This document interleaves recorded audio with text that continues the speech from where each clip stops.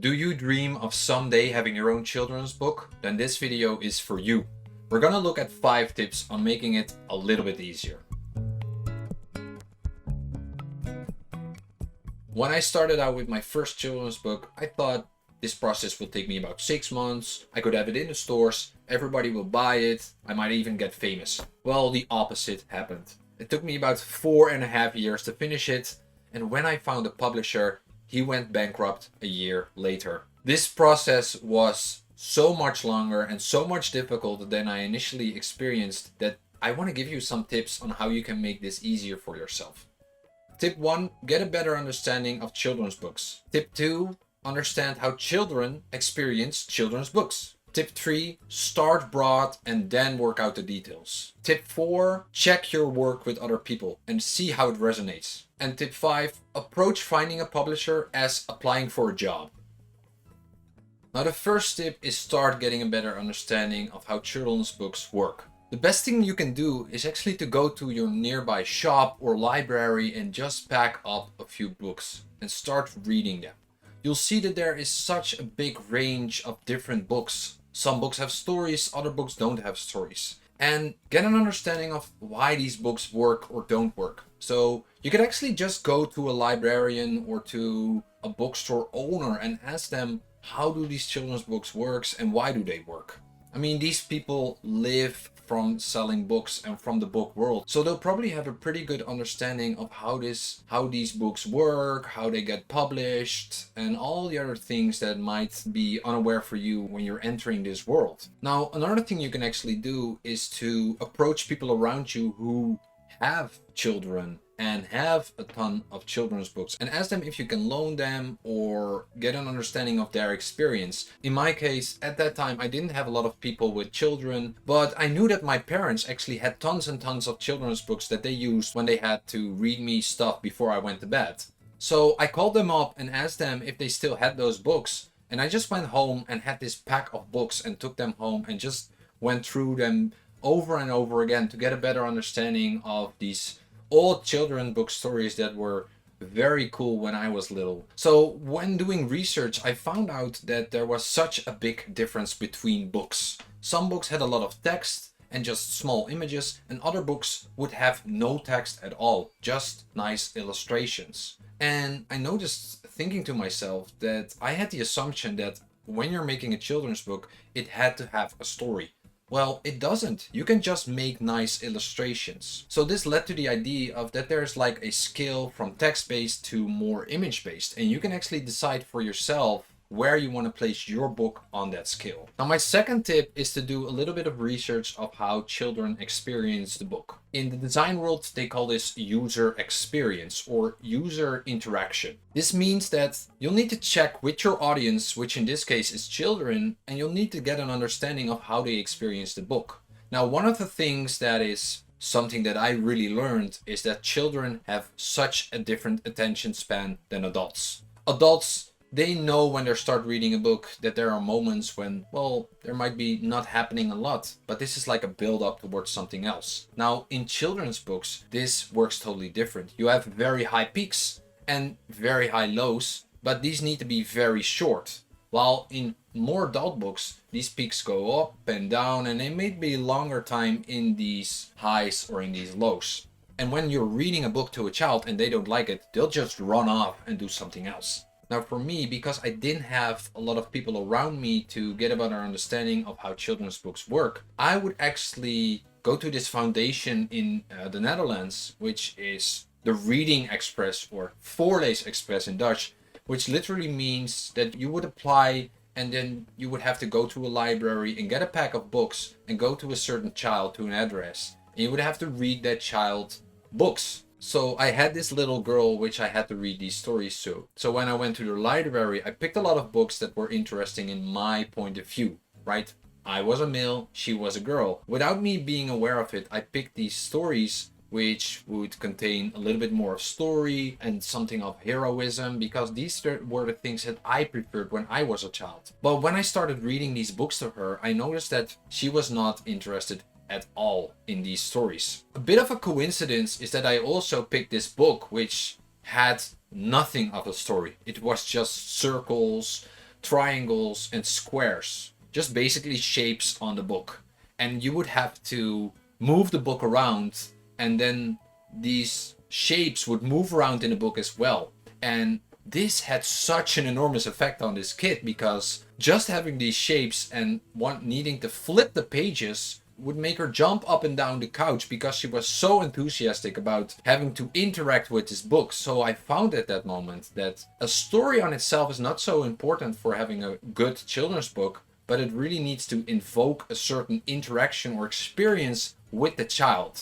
And that was so fun to see, because she really enjoyed just reading the book together instead of experiencing a story. My third tip would be to start broad and then work out the details. Now, this works a little bit different for illustrators than it does for writers. Now, when you're writing a book and you're starting off with the first sentence of the first page, like I did, then you're having a really difficult job of getting an understanding where you're ending up. So what you'll need to do is that you'll need to start with getting a broad understanding of the certain chapters in your book. So for example, you could start with the beginning, the middle, and the end.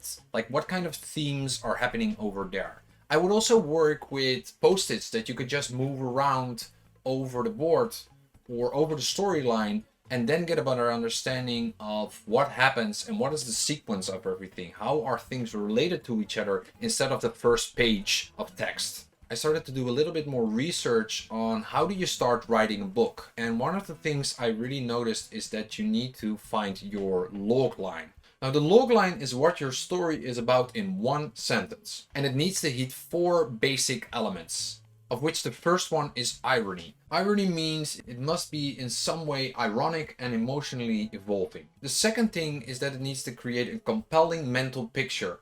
When you hear it, it blooms your mind. The third is that it has audience and cost. It must demonstrate the tone, the target audience, and the sense of tone. And the fourth and last one is a killer title. This one comes last and captures the story in a clever way.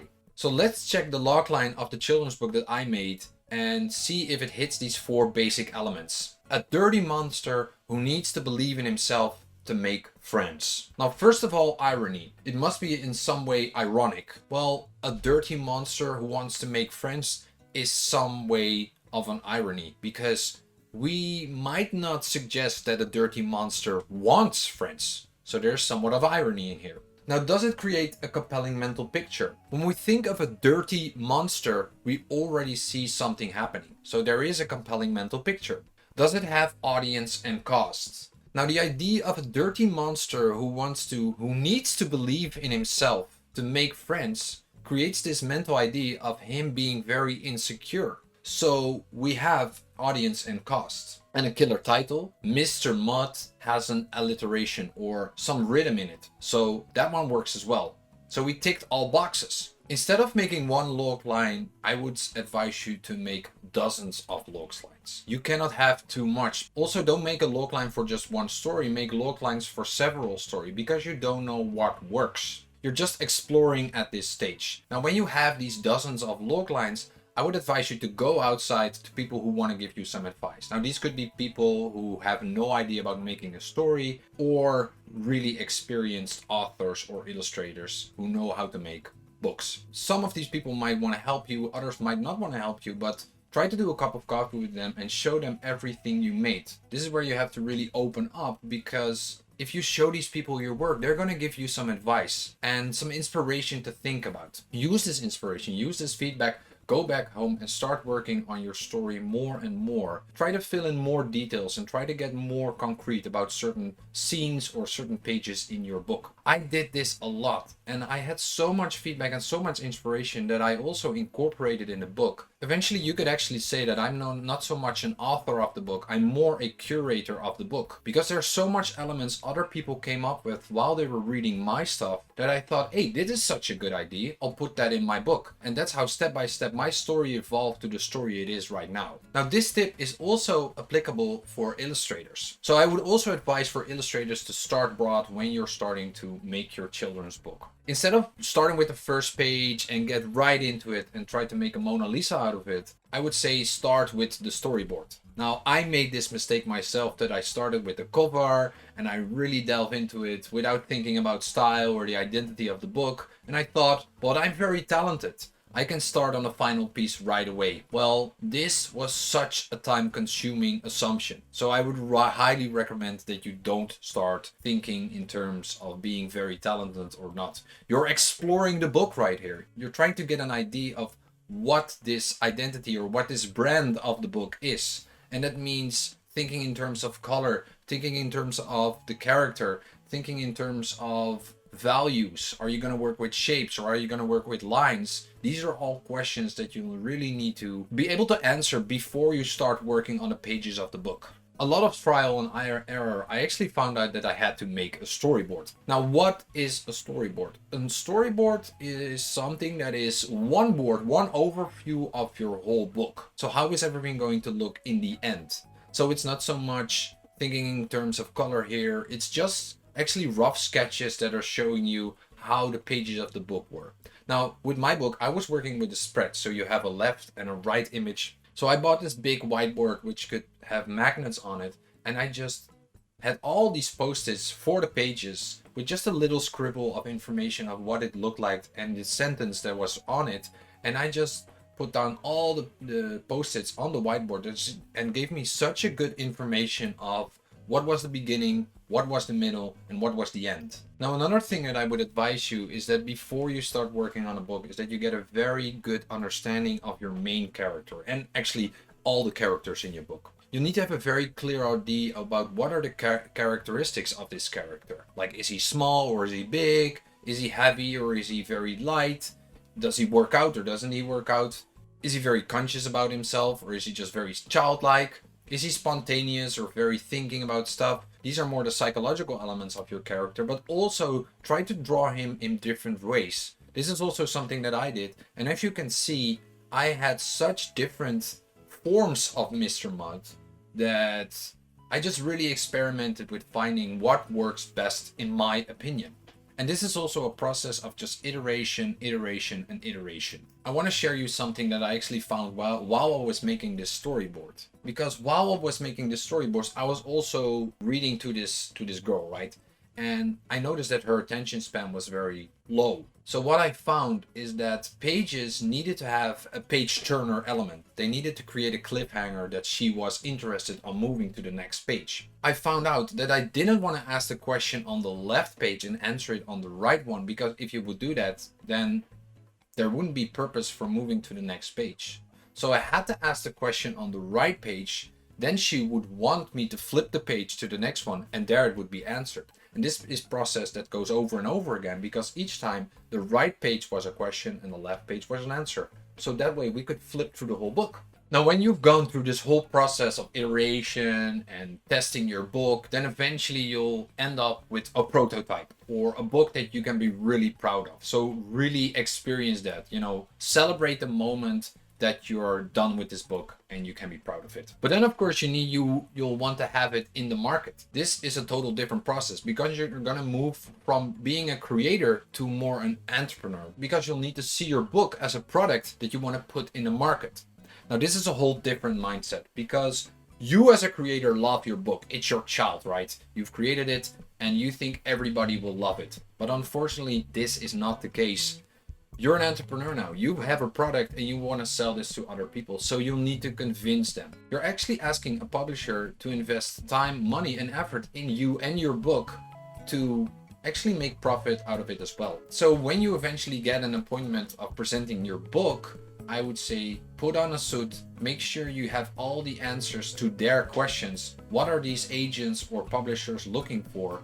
And try to make really clear to answer those questions. What makes your book stand out to all the other books that they are being asked for to represent? Now, before we move off, I want to give you one more bonus tip, and that is the tip that gives you the ID. Because finding an ID for a children's book is not so much a process that you can literally control, right? All these tips are tips that make it easier for you, but eventually you'll just have to find an ID that you really love. Now, how this went for me is that I had a friend who asked me to make a drawing of a monster because she had to babysit 2 boys. And I just had some spare time. I literally took 5 minutes because I was like, all right, I'll just make a monster.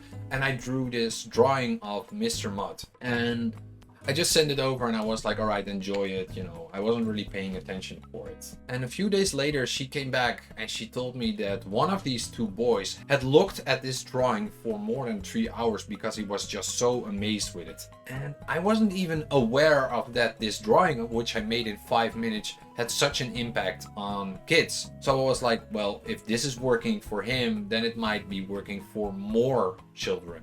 And I just followed that moment where I really enjoyed something that was just fun for me to make, right? And I think that is the most important tip I want to give you when you're making your children's book, is that follow the fun. Don't do something because you're gonna make money out of it. Don't do something because it can give you financial independency.